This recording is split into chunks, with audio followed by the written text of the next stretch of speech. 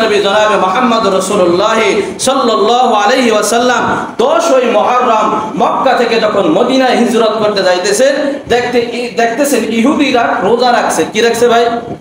আল্লাহর পয়গম্বর জিজ্ঞাসা করলো, তোমরা এই দিনে কেন উৎসব করতেছো, কেন রোজা রাখছো? মা হাদা শাই, জানতে পারি আমি? পয়গম্বর আপনি কি জানেন না এই দিন হযরতে মূসা আলাইহিস সালাম ফিরআউনের কবল থেকে মুক্তি পাইছে, এর শুকরিয়া আদায় করার জন্য আমরা একটা রোজা রাখি। সুবহানাল্লাহ, আস্তে বললেন। যারা রোজা রাখবে as-সাওমু লি ওয়া আনা আজিসি বিহি, প্রত্যেক ভালো হাদিসের ভিতরে বলা হয় না, হাদিসে কুরসির কথা। ও দোস্ত, দুনিয়া যত ইবাদত আছে, যত নামাজ রোজা যা করেন, এর ইবাদতের প্রতিদান ফেরেশতার মাধ্যমে আমার আল্লাহ তাআলা দেবেন। কিন্তু যারা রোজা রাখবে, আল্লাহ তাআলা বলেন এর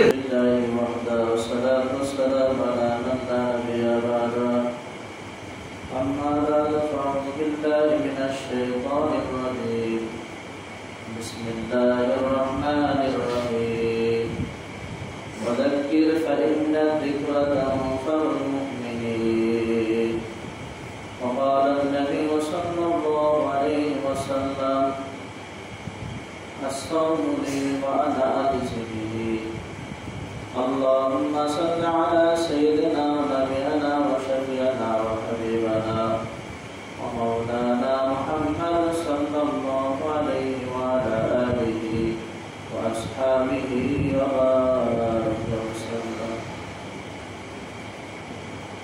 الحمد لله الله تبارك وتعالى দরবারে লাখো কোটি শুকর ও শুকর যে রব্বে করিম আপনাকে আমাকে দুনিয়ার সমস্ত ঝামেলা থেকে ফারেক করে জুমার নামাজ আদায় করার উদ্দেশ্যে মালিকের করে আসার মতো বসার মতো তৌফিক দান করছে। সেজন্য সেই মহান সত্তার দরবারে মন্তর রন্তরস্থল থেকে কালিমাত শুকরিয়া আদায় করে বলে আলহামদুলিল্লাহ। আল্লাহ তাআলা বলেন,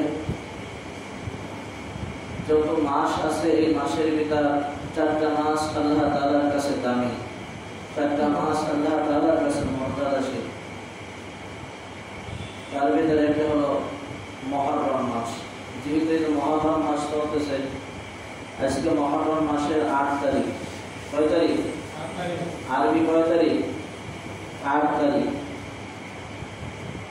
3টা মাস ধারাবাহিকভাবে জিলকাদ, জিলহজ, মুহররম, আর একটা হলো রজব।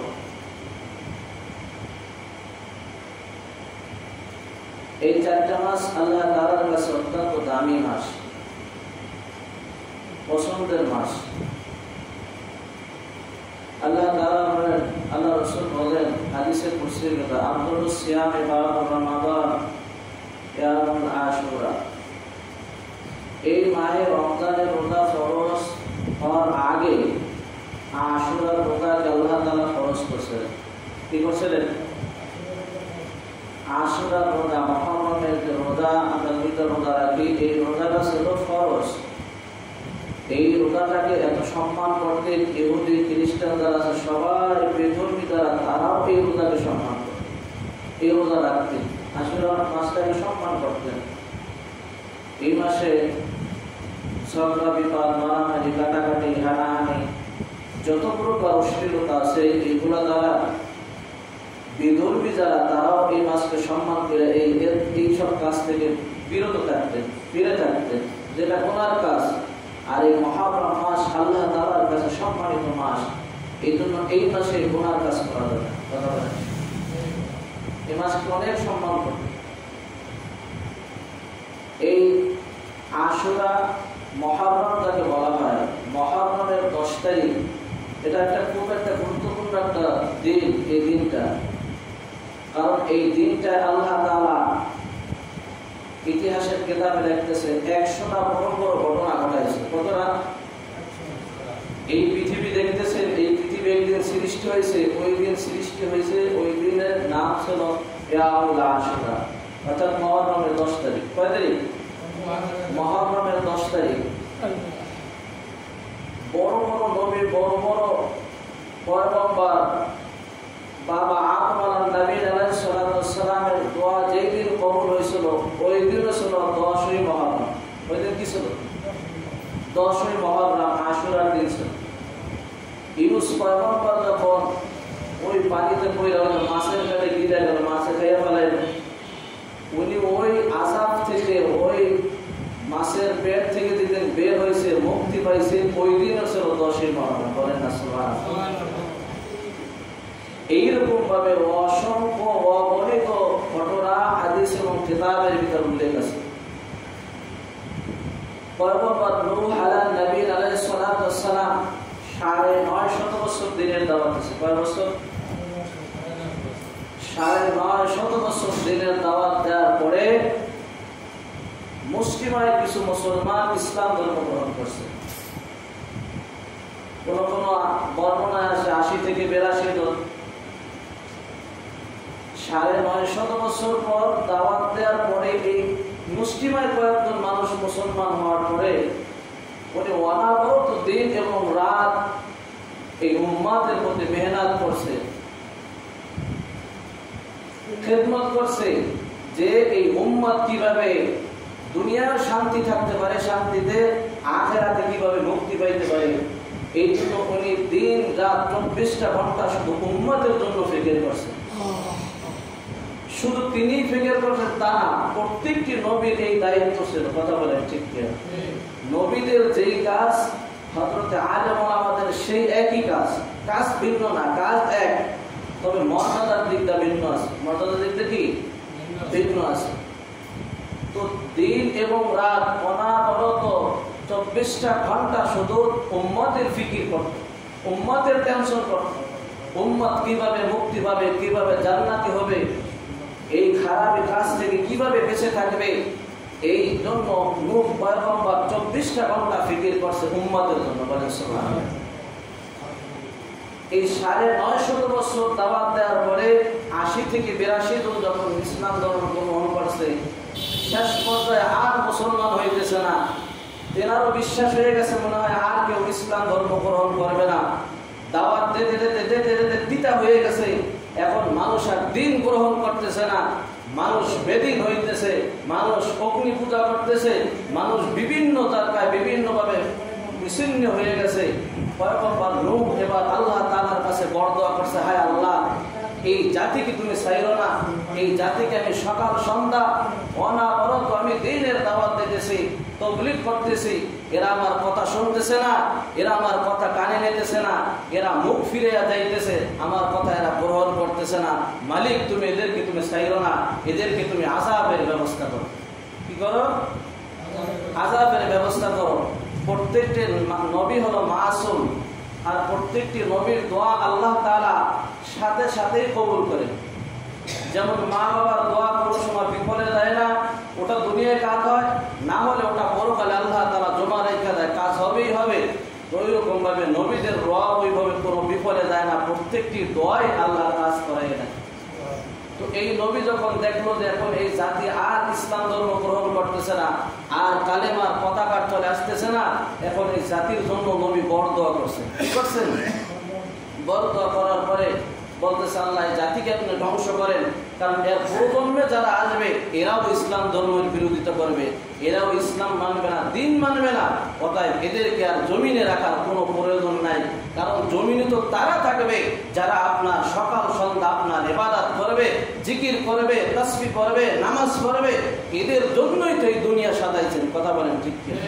কোন বেঈমান এবং কাফেরের জন্য এই দুনিয়ার নাচ নেয়ামত আল্লাহ তাআলা সাজান নাই, এইভাবে সুন্দরভাবে পরিপাটি করে রাখেন নাই। এটা রাখছে একমাত্র মুমিনের জন্য। মুমিন এটা ভোগ করবে আর মালিকের শুকরিয়া আদায় করবে। বলেন সুবহানাল্লাহ। তো বলেন তো নূহ নবী কয় বছর দাওয়াত দিয়েছে? 950 বছর। ইসলাম ধর্ম কয়জন গ্রহণ করছে? 80 থেকে 82 জন। দেখে যে নিজের সন্তান, নিজের কলিজার টুকরা সন্তানের জন্য বাপ মা কতই না কিছু করে। কথা বলে কত কিছু করে সন্তানের জন্য। এই সন্তানও ইসলাম ধর্ম গ্রহণ করতেছে না, বলতেছে আল্লাহ, হ্যাঁ নবী, তোমার আল্লাহর গজব যদি আসে, আমি বড় পাহাড় আছে সেই পাহাড়ে যাই আমি আশ্রয় নেব। কোনো পাহাড় টেহার ছাড় দেবে না, মালিকের গজব আইলে পাহাড় সূর্যটা দশাই দিয়ে দেবে। কথা কাটছি। এক পর্যায়ে যখন নূহ পয়গম্বরের সন্তান ইসলাম ধর্ম গ্রহণ করলো না, আল্লাহ তাআলার কাছে বরদোয়া করছে, মালিক তুমি জাতিকে তুমি ছাইরো না, আমার পরিবার টুকরা সন্তানও কিন্তু ইসলাম ধর্ম গ্রহণ করে না। অতএব এরা যে আর দিন গ্রহণ বিশ্বাস হয় না। লম্বা কাহিনী, আল্লাহু আকবার। পয়গম্বর নূহ আলাইহিস নবী আলাইহিস সালাতু ওয়াস সালামের দোয়া আল্লাহ তাআলা কবুল করেছে। নূহ তুমি একটা কিস্তি বানাও, একটা নৌকা বানাও। কি বানানোর হুকুম আসছে? একটা জাহাজ, একটা নৌকা।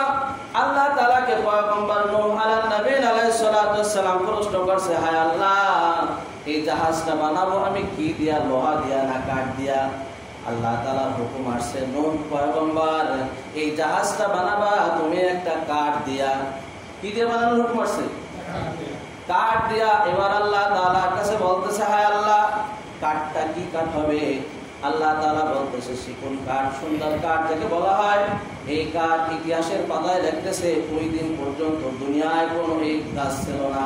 আল্লাহ তাআলা এমন একটা গাছ, এই গাছটা হয়তো বা জান্নাত থেকে আয়েশা জিবরিলের মারিফাতে জমিনে রোপণ করছে। সুন্দর কাঠ যাকে আমরা বলা হয়, শিকল কাঠ বা সুন্দর কাঠ যেটাই বলেন, এই কাঠ, এই গাছটা আস্তে আস্তে বড় হইতে লাগলো। বর্ণনায় 3টা বর্ণনা আসছে। কোন বর্ণনা একটা বর্ণনা আসছে গাছের বয়স যখন 20 বছর হইল তখন গাছটা কাটছে। কোন বর্ণনা আসছে এই গাছটার বয়স যখন 40 বছর হইল তখন এই গাছটা কাইটা ফেলাইছে। আর একটা বর্ণনা আসছে যখন এই গাছটার বয়স 100 বছর হয়েছে। এই 3টা বর্ণনা আসছে। যাই হোক, মনে হয় হয়তোবা মুফতি সাহেবের খেয়াল এটা যে হয়তোবা 20 বছর বয়সে গাছটা কাটা হয়েছে। আমার ওই একই খেয়াল, আমার ওই একই খেয়াল। তো 20 বছর যে বললাম 20 বছরই হবে বিষয়টা এমনও নাও হইতে পারে। কথা বলেন ঠিক? আমি যেটা বললাম এইটাই হবে এটা নাও হইতে পারে, কারণ আমি তো কোরআন হাদিসের দলিল না। আমি কোরআন হাদিসের কোনো দলিল না। তো দোস্ত, এই গাছটার বয়স যখন 20 বছর হয়ে গেল, গাছটা আল্লাহর কুদরতে নূহ পয়গম্বর কাইটা এবার তক্তা বানানো শুরু হয়ে গেল। এর মিস্ত্রি ছিল, যোগালি ছিল হযরত জিবরিল আলাইহিস সালাম। বলেন না সুবহানাল্লাহ। তো আল্লাহ তাআলাকে প্রশ্ন করছে, মালিক, এই জাহাজটা আমি কয় তালা বানাবো? বলেন তো আপনারা, কয় তালা বানাইছো? কয় তালা বলেন? একটা 5 তালা, 10 তালা, 20 তালা বলেন? 3 তালা বানাইছে। কয় তালা? এই নৌকাটা, এই কিস্তিটা কয়টা তালা হয়েছে? 3টা তালা বানাইছে। আল্লাহ তাআলা 3টা তালা বানানোর পরে হুকুম দিয়েছে 3 তালা বিশিষ্ট একটা জাহাজ বানাও, নৌকা বানাও। তো এই নৌকাটার লম্বা কত? লম্বা হলো 80 হাত, 80 গজ, 80 ফুট। আরে হলো 50, আর লম্বাটা হলো 30। বলেন না সুবহানাল্লাহ। এবার বলেন তো জাহাজটা কয় তালা? 3 তালা। তো 3 তালা জাহাজ কেন বানাইলেন? এত বড় জাহাজ দিয়ে কি করবেন? এটা দরকার আছে বিধায় বানাইছে। কথা বলেন ঠিক কি? তো জাহাজ বানানো কমপ্লিট হয়ে গেছে। এত বড় জাহাজ, কোথাও পানি নাই। কোথাও কি নাই? পানি নাই। এই জাহাজ চলবে কোথায়? সবাই ঠাট্টা মস্কারি করতেছে আর হাসাহাসি করতেছে। দেখো, নূহ একটা নৌকা বানাইছে, বিশাল নৌকা, যার লম্বা হলো 80 হাত, আরে হলো 50 হাত, মাথার দিকটা হলো 30 হাত। এত বড় নৌকা কোথায় চালাবে? পানি তো নাই। পানি আছে? পানি তো নাই, কোথায় চলবে? আল্লাহ তাআলার হুকুম হয়ে গেছে। আল্লাহ এই জাহাজ কোন সময় চলবে? পয়গম্বর নূহকে হুকুম দিল, নূহ, যখন নাকি মহিলারা যখন ওই যে ভাত রান্না করে, ওই পাতিলের ভিতর ভাত যখন উতলায় টকবক টকবক করতে থাকে, ওই রকম ভাবে চুলার ভিতর যখন পানি টকবক টকবক করতে থাকবে, মনে করবা তোমার জাহাজ চলার সময় হয়ে গেছে। তো এই জাহাজ এই অবস্থায় রয়েছে। কাফের, বেদিন, মুশরিক যারা, তারা দেখা ঠাট্টা করতেছে আর বিদ্রুপ করতেছে আর হাসাহাসি করতেছে। এত বড় জাহাজ বানাইছে, পানি নাই, নৌকা চলবে কোথায়? কথা বলেন ঠিক কিনা?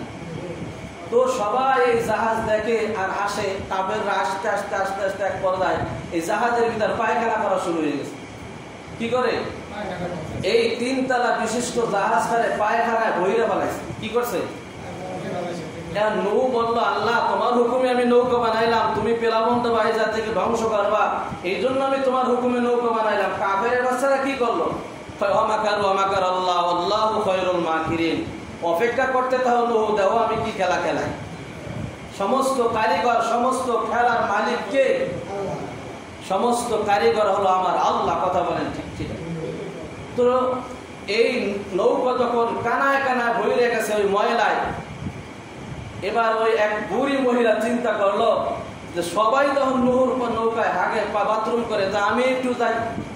ওই বুড়ি ছিল অন্ধ। বুড়ি শিখতে ছিল, বুড়ি তো আর নৌকা কোনটা ডালি কোনটা যেটা ওটা রুয়ো বলে না কি বলে ওইটা কোনটা ওটার উপর পাড়া দেবে সে তো আর বোঝে না। তো বুড়ি যাইতে যাইতে পড়তে পড়তে ওই বুড়ি ওই ওই ময়লার ভিতরে ডুবতেছে। কি হতেছে? ডুবতেছে। মারাত্মক একটা ঘটনা হলো দোস্ত, যখন ডুব দিয়ে উঠছে তো বুড়ি এখন চোখ ভালো হয়ে গেছে। কি হয়ে গেছে? বুড়ি এখন কি দেখে? সব পরিষ্কার দেখতেছে দুনিয়া। কি ব্যাপার? আমি তো চোখে দেখতাম না, এখন আবার চোখে দেখতেছে। কারণটা কি?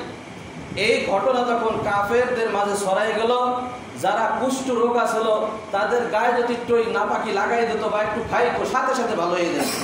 এই কুদরতি এই ঔষধ যখন এই শুনলো যে অন্ধ মানুষ ওই নূহ নবীর ওই নৌকায় বললে ভালো হয়ে যায়, অটোমেটিক এই যে গু নেওয়া টানা হেঁচড়া শুরু হয়ে গেল, এমন পর্দা হয়ে গেছে। এখন মানুষ যারা কুষ্ঠ রোগ আছে এরা গৌরয় আর চাটাচাটি করে। আল্লাহ পারেন না? পারেন না? সব কিছু আল্লাহ তাআলা পারে। কথা বলেন ঠিক কিনা?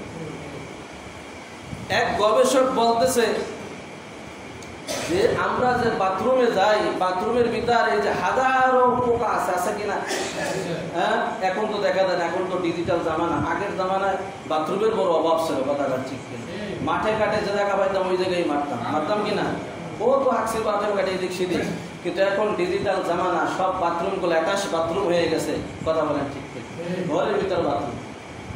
এই খোলা পায়খানা যখন বাথরুম করতাম তখন ওই পোকের ওই কিরিমিরি দেখা যাইত। তো আল্লাহ তাআলা, ওই গবেষক বলতেছে আল্লাহ তাআলা সব বানাইছে ঠিক আছে, কিন্তু পোকা বানাইলো কার? এই বাথরুমের পোকা এর দিয়ে কি করবে আল্লাহ? এর দিয়ে কি কাজ? তো আল্লাহ তাআলা এমন একটা মহামারী দিল।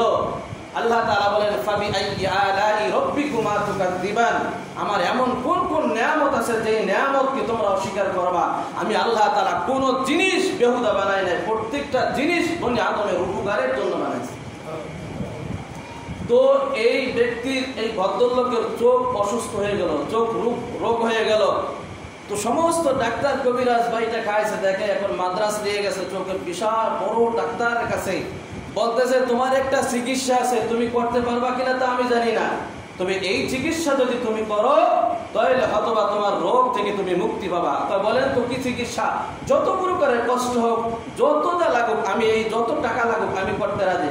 টাকা পয়সা তেমন কোনো কিছু দরকার না, কিন্তু একটু ভক্তি শ্রদ্ধা হয়ে করতে হবে। ভক্তিতে মুক্তি। ভক্তিতে কি? মুক্তি। কি বলেন তো ডাক্তার সাহেব, কবিরাজ সাহেব, ফকির সাহেব বলেন? বাথরুমের ভিতর ময়লার ভিতর যে পোকা মাকড় আছে ওইগুলা উঠাইতে হবে, উঠাইয়া ধোয়া শুকাইতে হবে, শুকাইয়া পাউডার বানায়া রীতিমতো তোমার চোখে ব্যবহার করলে অটোমেটিক তোমার চোখ সুস্থ হয়ে যাবে। চিন্তা করেন, ভদ্রলোক যখন এই কাজ করলো অটোমেটিক চোখ সুস্থ হয়ে গেল। এই জন্য আমার আল্লাহ কি কোনো জিনিস বেহুদা বানাইছে? প্রত্যেকটা জিনিস মানুষের উপকারের জন্য বানাইছে। কথা বলেন ঠিক কিনা? তো যাই হোক, এই বুড়ি যখন দেখলো ওই নৌকায় কইরা এবার ভালো হয়ে গেছে, খবর সবার মাঝে ছড়ানোর পরে কুষ্ঠ মুষ্ঠ রোগ যারা আছে সবাই আইসে ওই নৌকা পরিষ্কার পুরা সাফ করে বানাইছে।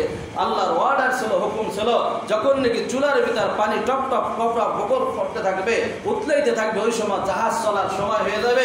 তোমার উম্মত যারা থাকবে এই জাহাজে নিয়ে তুমি ওই সময় উঠবা। সব প্রত্যেকের জোড়া জোড়া নিয়ে অপালাকা না কমা জোয়াজা সূরা নাবার ভিতরে আমার আল্লাহ তাআলা বলতেছে প্রত্যেকটা জিনিসকে আল্লাহ তাআলা জোড়ায় জোড়ায় বানাইছে। বলেন না সুবহানাল্লাহ।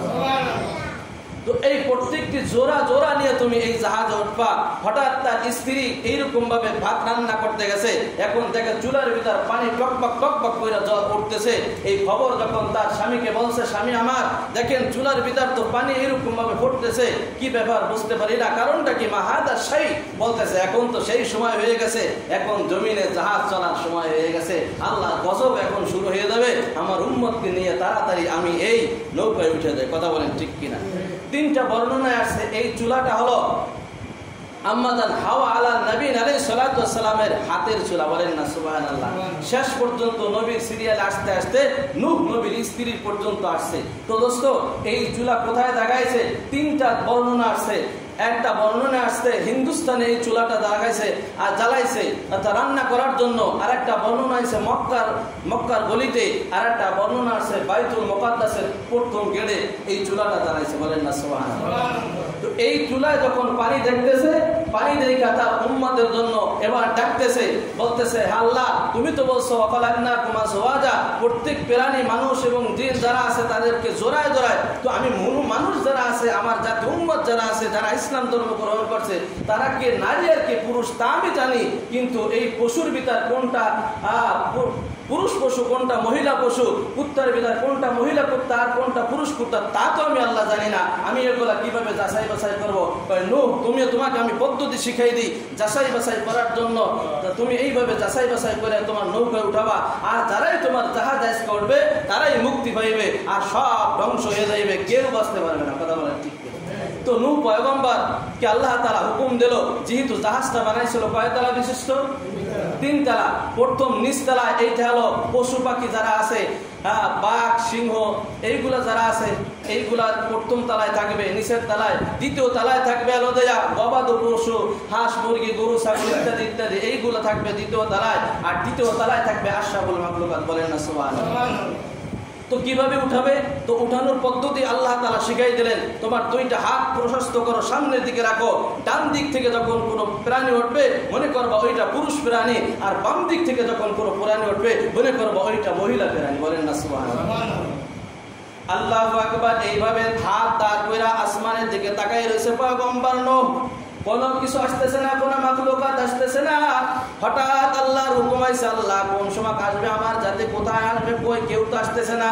হঠাৎ দেখতেছে আল্লাহ তাআলা ডাক দিয়ে বলতেছে নূহ তুমি নিচের দিকে তাকাও। নিচের দিকে তাকায় দেখতেছে একটা পিপিলিকা সর্বপ্রথম ওই নৌকায় উঠছে। বলেন না সুবহানাল্লাহ। সর্বপ্রথম কে উঠছে? একটা পিপিলিকা। এরপরে এইরকম ভাবে প্রত্যেক নর এবং নারী এইরকম ভাবে ধারাবাহিক ভাবে সব জোড়ায় জোড়ায় উঠতেছে। ওটার পরে হঠাৎ একটা লতা আকারে এরকম ভাবে বাইরে ভেয়ে আসতেছে। বলেন তো ওইটার নাম কি? জোরে বলেন। ওটার নাম কি? সাপ। দেখে নূহ পয়গম্বর ভয় পাইছে, বলতেছে আল্লাহ এই জাহাজে সাপ দেখে তো আমিও ভয় পাই, আমার উম্মতেরাও ভয় পায়, অর্থাৎ এই সাপ না উঠলে হইতো না। কয় না পয়গম্বর, পরবর্তীতে আমি সাপের বিস্তার করব, সাপের প্রজন্ম আবার এই দুনিয়া আমি রাখবো, এই জন্য সাপ আমার দরকার আছে। বলেন না সুবহানাল্লাহ। ও দোস্ত, পয়গম্বর নূহ যখন বলল আল্লাহ আমিও ভয় পাই, আমার উম্মতও ভয় পায়, সাপরে বলল সাপ যতদিন পর্যন্ত এই জাহাজে থাকবা কোনো মানুষের ক্ষতি করবা না। হঠাৎ একটা প্রাণী আসলো যার নাম হলো রয়্যাল বেঙ্গল টাইগার, যা বাংলায় আমরা যেটা বলি বাঘ, সেটার নাম কি? এই প্রাণীটা আসতেছে নূহ আলাইহিস সালামের দিকে। আল্লাহ তাআলাকে ডাক দিয়ে বলতেছে আল্লাহ এই প্রাণীটা না নিলে হয় না, কারণ এই প্রাণীটা আমিও ভয় পাই, আমার উম্মতেরাও ভয় পায়। কথা বলেন ঠিক কিনা?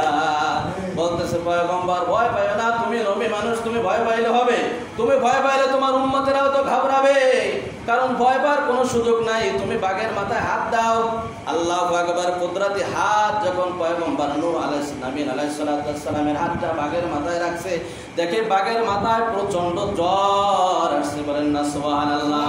পৃথিবীতে ইতিহাসের কিতাবে লিখতেছে সর্বপ্রথম যেই প্রাণীটার জ্বর হয় ওই প্রাণীটার নাম হলো বাঘ। ওই প্রাণীর নাম কি?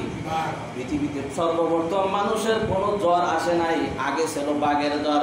যতদিন পর্যন্ত এই জ্বর থাকবে বাঘটায়, এই বাঘটা ক্লান্ত হয়ে পারবে। কথা বলেন ঠিক কিনা? আমাদের যখন 100 ডিগ্রি জ্বর হয়, 102 হয়, আমার এই মাঝে কয়েকদিন 102 হয়েছিল, আমি নামাজ পড়াইতে পারি নাই, এমন একটা অবস্থা হয়ে গেছিল। মানুষ জ্বর হইলে ঘাবড়াইয়া যায়। কথা বলেন ঠিক কিনা? 102 হইলে হাঁটতেও পারে না। আমার এই ডাক্তার মাইবা বলে কি ব্যাপার হুজুর, আপনি কিভাবে হাইটে আসলেন বাজার পর্যন্ত? আমি বললাম ভাই আমি তো তা জানি না কিভাবে আসলাম, কিন্তু আমার তো ঘুরাই দিছে। 102 মাত্র জ্বর, তার মাথায় আমার ঘুরায়। কথা ঠিক কি? যতদিন পর্যন্ত এই বাঘটা ওই জাহাজে ছিল কোনোদিন আক্রমণ করে নাই, কারণ তার গায়ে জ্বর থাকলে প্রাণীটা অসুস্থ থাকে। অদুস্থ। এরপরে সর্বোপরি সে যে প্রাণীটা আসলো ওই প্রাণীটার নাম হলো গাধা। ওই প্রাণীটার নাম কি? গাদা যখন দুই পাও সামনে দেশের জাহাজে উঠছে, নৌকায় কিস্তিতে ধরছে, পিছনের সাইড আর ওঠে না, পিছনের দুই পাও অর্ধেক সহ পিছনে রইয়া রয়েছে। এবার বলতেছে, হ্যাঁ গাদা তোর কি হইল, তুই কেন উঠতেছিস না, কারণটা কি? বলতেছে, দেখেন পয়গম্বর আমার পায়ের দিকে তাকাই দেখেন। এবার পায়ের দিকে তাকাই দেখে ইবলিস শয়তান পাও ধইরা রাখছে। কি করছে? শয়তান ইবলিস ওই গাদার পাও ধরছে, এই জন্য উঠতে পারতেছে না। ইবলিসের বলতেছে, ইবলিস গাদার পাও কেন ধরছো, গাদারে ছাইরা দাও, গাদা আমার জাহাজে উঠবে, গাদা আমার কিস্তিতে উঠবে, আমি কেন পাও ধরছি এটা আল্লাহর প্রশ্ন করে। কারে প্রশ্ন করে? আল্লাহ তাআলাকে ডাক দিয়ে বলতেছে, আহকামুল হাকিমিন, গাদার পাও কেন শয়তান ধরলো, কারণ কি? কারণ হলো পয়গম্বরকে জানাইতেছে এই শয়তান আল্লাহ তাআলার কাছে দোয়া করছিল, ৮০,০০০ বছর ইবাদত করার পরে ৩টা জিনিস চাইছিল, মালিক তাকে দিয়ে দিয়েছে। একটা হলো কিয়ামত পর্যন্ত তার হায়াতকে লম্বা কইরা দিয়েছে, কিয়ামত পর্যন্ত শয়তান বাঁচবে। নাফকাতুন ওয়াহিদা, বলা হয় যে প্রথম সিংহায় ফুঁকটার পরে এই শয়তানের মৃত্যু হবে। কি হবে? এই শয়তানের মৃত্যু হবে, এই পর্যন্ত বাঁচবে। তো দোস্ত, এই শয়তান সহ করছে। এর থেকে একটা গুরুত্বপূর্ণ মাসলা আমরা হল করতে পারি, প্রত্যেকটি প্রাণের একটা লেজ আছে, আছে না নাই?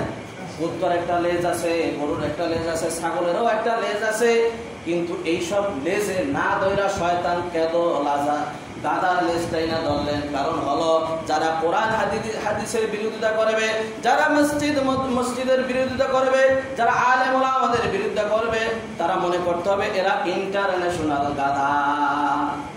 কথা বলেন, এটা কি ইন্টারন্যাশনাল গাদা। এগো শয়তানে ধরছে, এগো কি ধরছে? কথা বলছেন না, বোঝেন না? এগো কে ধরছে? শয়তানে ধরছে। এ হলো ১ নম্বর গাদা। এটা কি ১ নম্বর গাদা। যাই হোক, এই গাদা নিয়ে যখন সব প্রাণী জোড়ায় জোড়ায়, মানুষ জোড়ায় জোড়ায়, প্রাণী সব জোড়ায় জোড়ায় উঠানো হয়ে গেছে, এবার আল্লাহর হুকুম হয়েছে। এবার আল্লাহ তাআলাকে ডাক দিয়ে বলতেছে, আল্লাহ এই জাহাজের ড্রাইভার কই, চালাবে কেডা? ইঞ্জিন তো নাই। তাই আল্লাহ তাআলা বলতেছে, পয়গম্বর এই জাহাজের ইঞ্জিন মিল্লির কিছু লাগবে না, তুমি ওঠো আর দোয়া করো, ক্বালা বিসমিল্লাহি মাজরিহা ওয়া মুরসাহা ইন্না রাব্বি লাগফুরুর রহিম। বলেন না সুবহানাল্লাহ। এই দোয়া করো আর তোমার জাহাজ অটোমেটিক চলতেই থাকে, জাহাজ আর থামবে না। ইতিহাসের কিতাবে লিখতেছে এই জাহাজ ৬ মাস পর্যন্ত চলছে। কয় মাস? এই জায়গাও আসছে, এই জায়গাও কি আসছে? আর সেই জায়গা থেকেও করছে। পৃথিবীর এমন কোন জায়গা নাই যেই জায়গায় এই জাহাজ ধরে নাই। এই জাহাজ সমস্ত জায়গায় গেছে। ও দোস্ত, আসমানকে আল্লাহ তাআলা বলছে বৃষ্টি দাও, মসুল আকারে বৃষ্টি দাও। জমিনকে বলছে, জমিন তোমার ভিতর যত পানি আছে সব উতলাইয়ে দাও। আসমান থেকে বৃষ্টি, জমিন থেকে পানি উঠতেছে। এই পানি উঠতে উঠতে পৃথিবীর ভিতর সবচেয়ে বড় পাহাড়ের নাম কি? ওহুদ পাহাড়। আর একটা পাহাড় দাম আছে, কি পাহাড়? এই পাহাড়টা 15 মাইল 15 গজ উঁচা পর্যন্ত পানি হয়েছিল। কত গজ? 15 গজ। ওই সর্বোচ্চ পাহাড়, ওই পাহাড়ের উপর যদি 15 হাত পানি হয়, মনে করেন পৃথিবীতে কিছু আছে? পৃথিবীতে সব ধ্বংস হয়ে গেছে। ৬ মাস পর্যন্ত এই জাহাজ পৃথিবীর সমস্ত জায়গায় চলে গেছে। এবার শেষে কাবা চত্বরে যায়, কাবা ঘরের কাছে যায়, দেখে পয়গম্বর নূহ আলাইহিস সালাম কাবা ঘর আর নাই। কি নাই? কাবা ঘর নাই। কাবা ঘর আল্লাহ তাআলা কুদরতি ভাবে টান দিয়া ৪র্থ আসমানে উঠে ফেলেছে। কয় নম্বর আসমানে? কাবা ঘর ৪ নম্বর আসমানে উঠে ফেলাইছে। তো এইখানে 7টা চক্কর দিয়েছে এই জাহাজ দিয়া। 7টা চক্কর দেওয়ার পরে ঝুটি পর্বত যেটা, এই পাহাড়ে যাইয়া এই জাহাজ থেমে গেছে। কি করছে?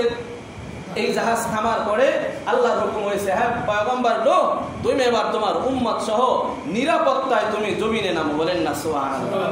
তো নূহ পয়গম্বর যখন নামবে, নামার আগে পরীক্ষা করার জন্য পানি শুকাইছে কিনা।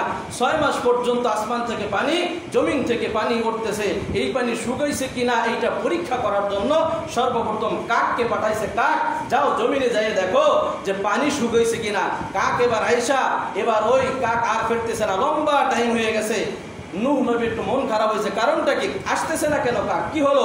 এবার কবুতরের ডাক দিয়ে বলতেছে, কবুতর যাও তুমি যাইয়া দেখো, সংবাদ নিয়ে আসো জমিনের অবস্থা কি, জমিন কি শুকাইছে, এখন নামার কি সময় হয়েছে কিনা। যেহেতু আল্লাহর অর্ডার হয়ে গেছে, হুকুম হয়ে গেছে। কবুতর যাইয়া বলতেছে, পয়গম্বর সংবাদ সাথে সাথে নিয়ে আসছে, জমিনে কোনো পানি নাই, জমিন শুকাই গেছে। বলেন সুবহানাল্লাহ। এর সাথে সাথে কিছুক্ষণ পরে আবার সেই কাক আসছে। কাকরে প্রশ্ন করছে, জিজ্ঞাসা করছে, কি ব্যাপার তোমার এত লম্বা টাইম সময় নিলা কেন? কারণটা কি? পয়গম্বর দুনিয়ায় যায় দেখি মরা গরুতে ভইরে গেছে। এইগুলো এইগুলো দেয়া এই লোভ আমি আর সামলাইতে না পাইরা মন মতো খাইছি। কি করছি? মন মতো খাইছি। আল্লাহ তাআলার পয়গম্বর এই খাওয়ার জন্য এই দোয়া করলেন। এটা দোয়া না, বড়দোয়ার ভিতরে পড়ে বলতেছে তোমরা মানুষ সমাজে থাকবা কিন্তু তোমাদের কোনোর জন্য ঘর বাড়ি আশ্রয় দেওয়া হবে না। কথা বলেন ঠিক কিনা? কবুতরের জন্য পয়গম্বর দোয়া করছেন, হ্যাঁ মানুষ তোমরা কবুতরের সাথে মিলে থাকবা, তুমি যেই জায়গা বসবাস করবা পাশে ছোট একটা ঘর কবুতরের জন্য বানাবা। বলেন না সুবহানাল্লাহ। হাদিসের ভিতর আসছে ও দোস্ত, কবুতরের গুক পাক না পাক না? বলেন না সুবহানাল্লাহ। আল্লাহ তাআলা সম্মানের মালিক কে? আল্লাহ তাআলা কাককে দূরে সরাই দিলেন, কবুতরকে আল্লাহ তাআলা কাছে নিয়ে আসলেন। মানুষ কবুতর মহব্বত করে, কবুতর পালে। কথা বলেন ঠিক কিনা? যাই হোক দোস্ত, এই অবস্থায় যাওয়ার পরে এই উম্মত নিয়ে এই অবস্থায় ওই জমিনে নামলেন। লম্বা কাহিনী, লম্বা ইতিহাস। যেটা আমার মূল টার্গেট, মূল কথা বলার যেটা উদ্দেশ্য, সেই উদ্দেশ্য হলো এই মুহররম মাসের 10 তারিখ এই প্লাবন যেদিন হইল ওই দিন ছিল মুহররম মাসের 10 তারিখ। বলেন না সুবহানাল্লাহ। সর্বোপরি শেষ কথা হলো বিশ্বনবী জনাবে মুহাম্মদ রাসূলুল্লাহ সাল্লাল্লাহু আলাইহি ওয়াসাল্লাম 10 মুহররম মক্কা থেকে যখন মদিনায় হিজরত করতে যাইতেছেন, দেখতেছেন ইহুদিরা রোজা রাখছে। কি রাখছে ভাই? আল্লাহর পয়গম্বর জিজ্ঞাসা করলো তোমরা এই দিনে কেন উৎসব করতেছো, কেন রোজা রাখছো? মা হাদা শাই, জানতে পারি আমি? পয়গম্বর আপনি কি জানেন না এই দিন হযরতে মূসা আলাইহিস নবী আলাইহিস সালাতু ওয়াস সালাম ফিরআউনের কবল থেকে মুক্তি পাইছে, এর শুকরিয়া আদায় করার জন্য আমরা একটা রোজা রাখি। সুবহানাল্লাহ। আজকে বললেন যারা রোজা রাখবে as-সাওমু লি ওয়া আনা আজিসি বিহি, প্রত্যেক ভালো হাদিসের ভিতরে বলা হয় না, হাদিসে কুরসির কথা। ও দোস্ত, দুনিয়া যত ইবাদত আছে, যত নামাজ রোজা যা করেন, এর ইবাদতের প্রতিদান ফেরেশতার মাধ্যমে আমার আল্লাহ তাআলা দেবেন।